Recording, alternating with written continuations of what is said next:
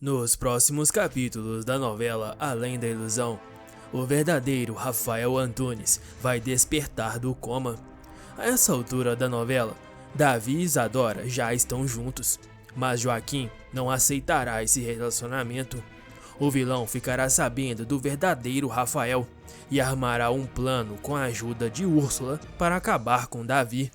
O mágico ficará entre a cruz e a espada, mas ele tomará uma atitude surpreendente para não ter o seu segredo revelado. Tudo começa com uma enfermeira indo até o verdadeiro Rafael realizar sua rotina. Ao se aproximar do homem, a moça percebe que ele está diferente e diz: "Você parece agitado, meu rapaz. Dizem que é bom conversar com as pessoas que estão em coma. Ajuda elas a..." A enfermeira não consegue terminar a fala, pois fica assustada com Rafael murmurando: "Obrigado, dona Violeta." Em choque, a mulher diz: "Valha-me Deus, eu acho que ele está acordando, eu preciso avisar o doutor." Acontece que, por azar, Elias está realizando uma consulta na casa de Joaquim. Ao receber a notícia, o médico fica entusiasmado e fala: "Dona Úrsula, seu Joaquim, surgiu um imprevisto, eu preciso voltar imediatamente ao hospital. Um paciente que está em coma há meses acabou de acordar."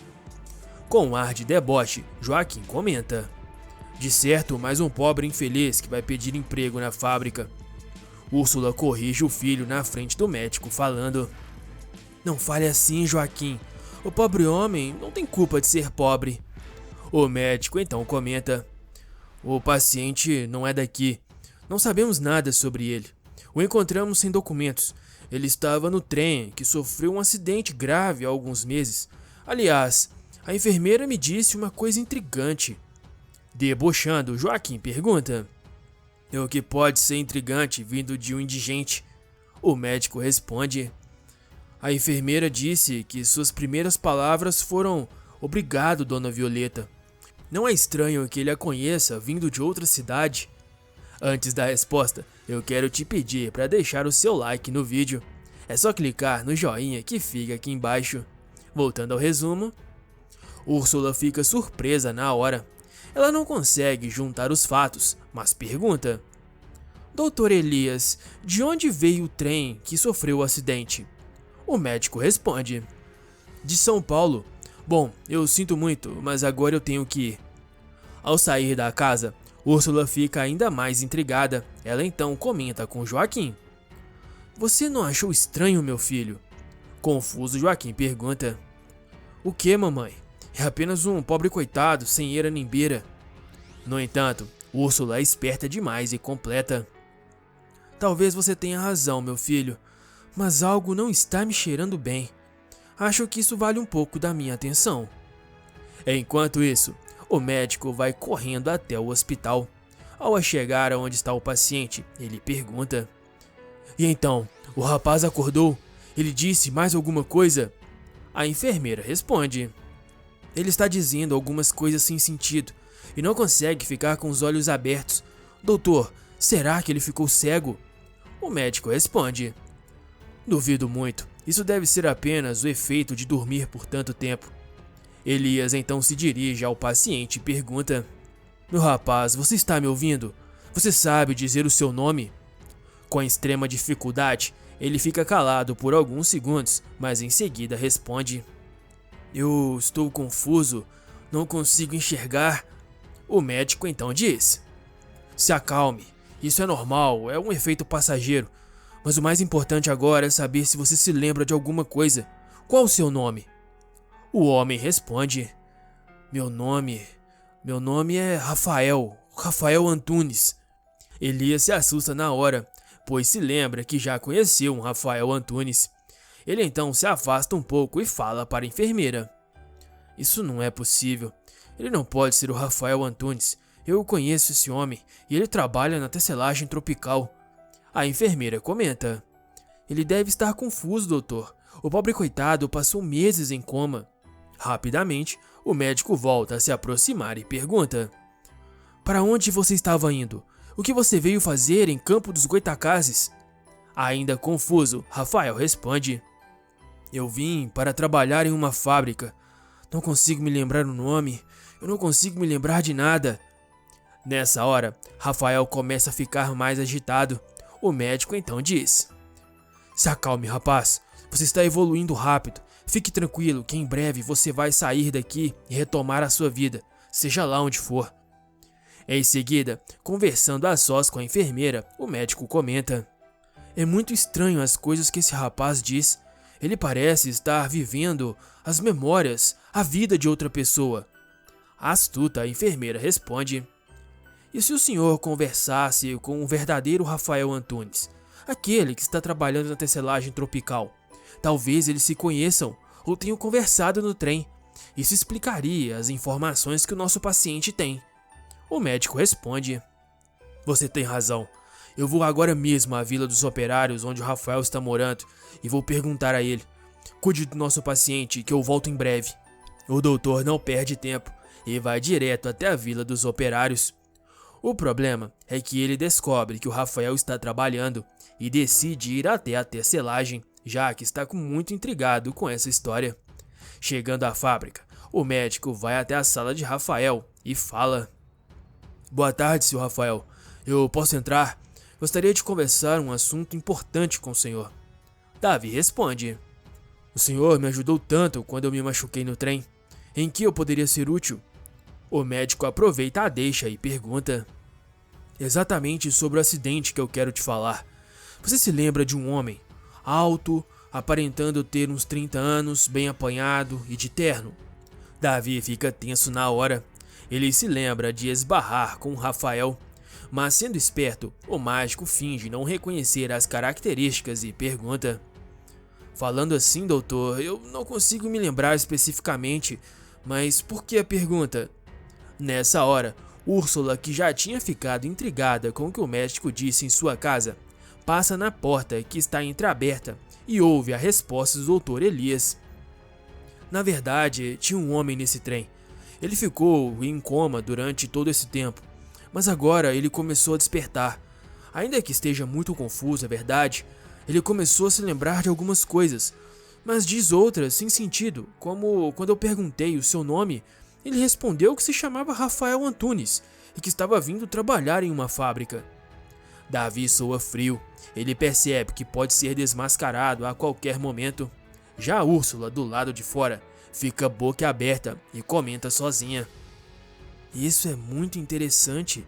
Será que esse miserável que roubou a Isadora do meu filho é um impostor?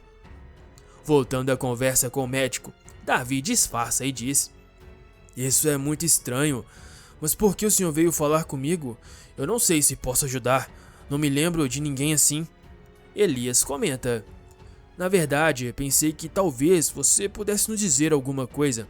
É muito comum que pessoas que sofrem grandes traumas assimilem conversas ou histórias que não são suas. O cérebro fica confuso. Se vocês tivessem conversado, talvez isso pudesse ter acontecido. Tenso, Davi responde: eu entendo, doutor, mas o acidente também é confuso para mim. Eu sinto muito não poder ajudar. Elias então responde: pois bem, eu preciso ir, mas me faça um favor. Davi responde: se estiver ao meu alcance. O médico então diz: dê uma passada no hospital quando tiver tempo. Talvez o paciente possa te reconhecer. Davi fica extremamente assustado com a ideia, mas confirma que vai. Enquanto isso, Úrsula corre e se esconde na sala do filho para não ser vista. Joaquim se assusta com a atitude da vilã e pergunta: o que está acontecendo, mamãe? Úrsula responde: eu acabei de ouvir uma conversa entre o Dr. Elias e o Rafael, se é que esse é o nome dele. Na sequência, a vilã revela toda a história e as suas suspeitas com relação à identidade de Davi. A princípio, Joaquim não acredita que essa troca de identidade possa ser possível, mas Úrsula o convence dizendo: você mesmo disse que o tal do Rafael não tinha atitudes condizentes com uma pessoa do nosso nível. E se ele for um usurpador? Atento, Joaquim responde: você está certa, mamãe. Eu devo ao menos investigar essa história. O vilão vai fazer exatamente isso. Mais tarde, Davi se encontra com Augusta. Ele conta tudo e, desesperado, diz: e agora? O que eu faço? Se esse homem descobrir a verdade, eu estou perdido. Augusta fala: Eu sei que você está nervoso, meu filho, mas precisa se acalmar. Não tem como esse doutor descobrir que esse rapaz é o verdadeiro Rafael. Será a sua palavra contra dele. Um homem que passou meses dormindo e que ainda nem está com sua plena capacidade. Desesperado, Davi ignora e responde: O médico me disse que o Rafael teve uma melhora e pode acordar de vez a qualquer momento. O que eu faço? Augusta responde: Se acalma, rapaz. Eu vou buscar um chá para você. Davi anda de um lado para o outro em sua casa. Ele mal consegue se concentrar e diz a si mesmo: Eu vou embora. Dessa vez não há outra saída. Augusta volta correndo para a sala e fala: Se acalme, meu filho. Eu sinto muito. Logo agora que você e a Dorinha estavam se entendendo tão bem. Davi então comenta: Eu sei, Augusta, mas não vai ter outro jeito. Amanhã eu me despeço da Isadora e vou embora. Mais do que nunca eu preciso provar a minha inocência. Davi está determinado a fugir, mas espera o dia amanhecer. Esse é o seu pior erro. Logo nas primeiras horas do dia, o rapaz é acordado com alguém batendo muito forte em sua porta. Indo até ela, Davi diz: Será que Augusto esqueceu alguma coisa? Ao abrir a porta, ele dá de cara com Joaquim, acompanhado de um policial. Davi fica em choque enquanto o vilão diz: Bom dia, Rafael. Quer dizer, esse é o seu nome mesmo, não é? Se fazendo de bobo, Davi responde: É claro que é o meu nome. O que significa isso, Joaquim? O mau caráter responde: Não se preocupe, Rafael. Esse guarda vai te explicar tudo direitinho, mas na delegacia, onde você vai ter que provar que realmente é quem diz ser. Pode levar, guarda. Sem ter para onde fugir, Davi é levado até a delegacia. Lá, ele se encontra com o verdadeiro Rafael, já bem melhor, mas ainda um pouco confuso. Davi então pergunta: O que está acontecendo aqui? Eu posso saber? O investigador responde: Recebemos uma denúncia de que o senhor é um impostor e que está se passando por esse homem, Rafael Antunes. Nervoso, Davi pergunta: Isso é uma loucura. Por que eu faria isso? Joaquim entra na conversa e responde: Porque você é um gatuno que veio aqui roubar a fábrica e a Isadora de mim. O investigador fala: Por favor, seu Joaquim, se o senhor se intrometer mais uma vez, será expulso da sala. Davi percebe uma oportunidade e então diz: Isso tudo é uma mentira, doutor. Esse homem está fulo comigo porque foi abandonado por sua noiva e acha que a culpa foi minha. O investigador comenta: Eu sinto muito, Rafael, mas o senhor não está aqui simplesmente por uma denúncia dele, e sim porque esse outro homem que ficou em coma desde o acidente também diz ser o Rafael Antunes. Nesse momento, Davi se lembra do que o doutor lhe disse e usa como argumento com o investigador e diz: Isso não é possível, mas eu me lembro dele. Nós conversamos muito no trem. Ele me contou algumas coisas da sua vida e eu da minha. Ele passou meses em coma. É possível que ele esteja apenas confuso. O investigador olha para Elias, que está presente, e pergunta: Isso é possível, doutor? O médico responde: A mente humana é bem complexa, mas é possível sim.